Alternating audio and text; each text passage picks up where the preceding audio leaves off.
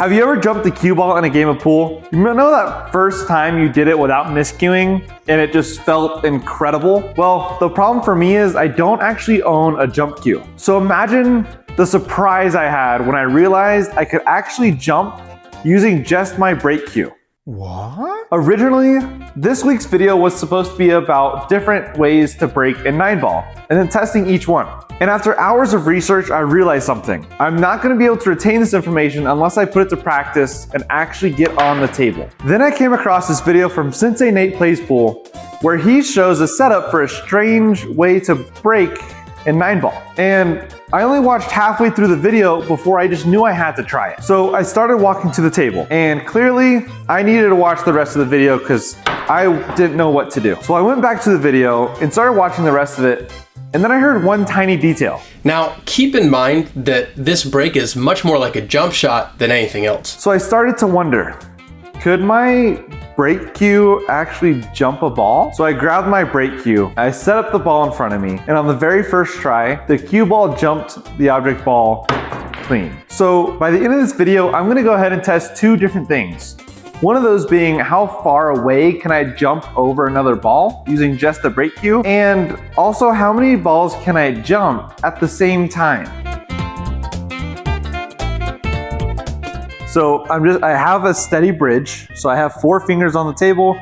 It's an open bridge and I'm pinning it between my thumb slightly. Not enough to where it's like pushing it, but just as a resting on my thumb. And I'm pushing it onto my front pec, my front left pec as well, because now my body is turned this way. Once I'm in this position, I'm aiming for center ball every time. And the goal is to I'm kind of taking my time, doing a couple practice strokes, and then I pause up top. And this is where I need to I need to punch it. I need to punch it as hard as I can. That's happened a lot. Let's try this again. Maybe I'm too high. That's what it was. I was too high. That's why I have to train my brain and realize that I don't need to be as high as I've always thought I needed to be. Yeah. And let's go a little bit longer distance now. This is so cool and I'm so glad I have this YouTube channel to be able to share this with you guys. And just be able to come back and be like, when was the first day I learned how to jump? Not properly, but I learned how to jump. It's today. What day even is today? It's March 11th. Let me double check. This is important information. I learned how to jump with a brake cue on March 11th at 11:10 p.m. probably. Ooh, at 11:11. Let's just say that. Let's just have that to say. Let's go ahead and shoot this 9-ball here. I was talking to one of my buddies today actually at Pool League, and he was explaining that if he just jacked up a little bit higher, he can get the cue ball to bounce up a little higher. So this is what makes me think is I don't need it to go high, I need it to go long.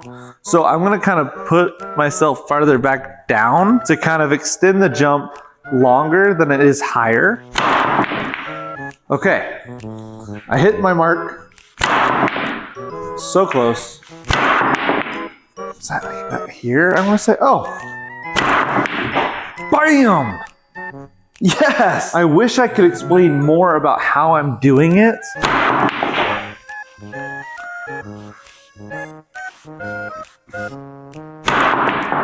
All right, I hit my object ball. Like I said, that's what I'm mainly going for right now. I wonder if Fedor Gorst, right, who's known for his amazing jumps, how he first learned it. Did he have a jump cue?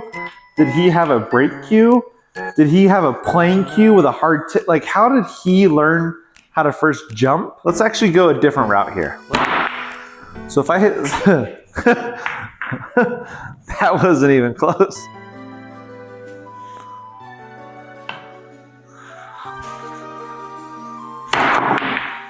I almost did a little trick shot there. I wonder if I need to have a faster punch or just a more, maybe it's more power. No. Whoa! So that was at a higher, at more of an elevation, I should say, not higher, but more elevation. Let's go back to normal elevation here. Can we cut a ball in? Probably scratch if I do make this, but let's just... Wow, that was pretty good. I just missed my mark. Oh, I hit the one. Hit the one again. We're aiming for this. This is where a ghost ball is if we were to make the one, is right where my tip is, right here. I might just be a little too close. So let's go a little bit farther away. I got the jump. I went over the one. So something else that I've noticed is I don't think I've ever actually hit the felt with the Q-tip. There are a ton of dots and marks now, but that I believe that is actually from either the ball itself, and that's where it's hopping up, because of how much pressure it's being pushed down into the slate. So it's kind of like pinching the felt between the ball and the slate. Or that's chalk from the punch. The chalk comes off and kind of lays itself into the felt. Bam! Can we make another one from a weird angle here? All right, I made it, but let's think of let's go ahead and build up a real game scenario here. So here's the situation. We just finished a run out and I messed up with getting shape on the 8 ball. This is what I did. I hit the 5 and I hit it too soft. And now I have this shot on the 8. I could try and do like a little 3-rail action. I could even try to do a short rail kick. I could go down and back, right? Center would be here. I'd probably hit one of these two. So I'd have to make sure I hit with enough angle to hit up here before hitting the 8. So it'd be like a 2-rail kick. Or I grab my break cue. I figure out exactly what I need to do and I jump both balls. Oh, I hit the 10, but that was so close. So let's try this again. I really don't like how I have 2 in the way. So let's do this. There we go. Oh man, it's so close. Bam! I just finished the run out and I saved myself because I learned how to jump with a break cue tonight. So the first test is how far away can I jump the ball and still make the object fall. All right, I made the ball. That was cool. I didn't quite do it, obviously.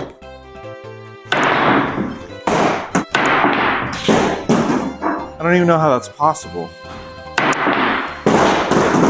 I think I'm clearing the 9 and it might be bouncing right behind it. And it still has a couple bounces, or I'm bouncing way too far out actually. Maybe we need to go farther back. So let's go ahead and move it back even more because we can. This is gonna be corner to corner now. Still the same distance over the 9, or like over the 9 to get over the 9. Now we're just giving it a little bit more runway for it to settle down before it's the 8 ball. First try, let's go ahead and see how many balls I can jump over. We know I can do 1. I know I can do 2. Let's go ahead and just do like 8. That's about the distance I just jumped. So that's gonna be 8 balls there, if I can clear the 1 as well. I made it 6 balls. All right, I cleared 8. I'm gonna do 10.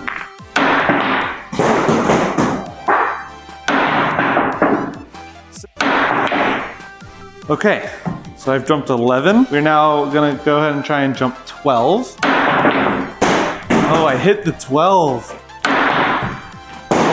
If I hit it one more time right here, we're gonna go ahead and say I can jump 11, but we're not gonna say I can jump 12. We're gonna go ahead and end the challenge there.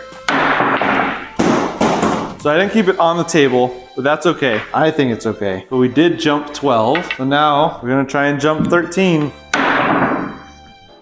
I hit the 13 on that one. I did jump 13, but I didn't make the 14th one. To keep this challenge interesting, we're gonna go ahead and see if we can jump 14.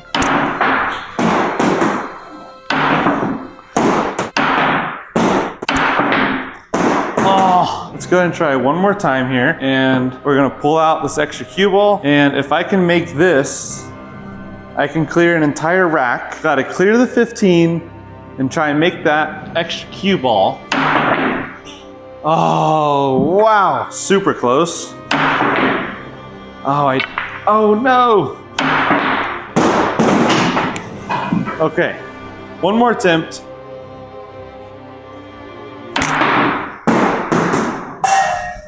And we got stuck on the 15. This is a Raven brake cue. There is going to be an affiliate link if you'd like to go ahead and look at them yourself. Be sure to go to the link in the description if you guys want to go ahead and purchase yourself a brake cue. And let me know if there's any tips that you guys have when it comes to learning how to jump with your brake cue. I would highly recommend giving it a try because this just blew my mind when I discovered this kind of on accident. This has been Trent on the brake. Peace out.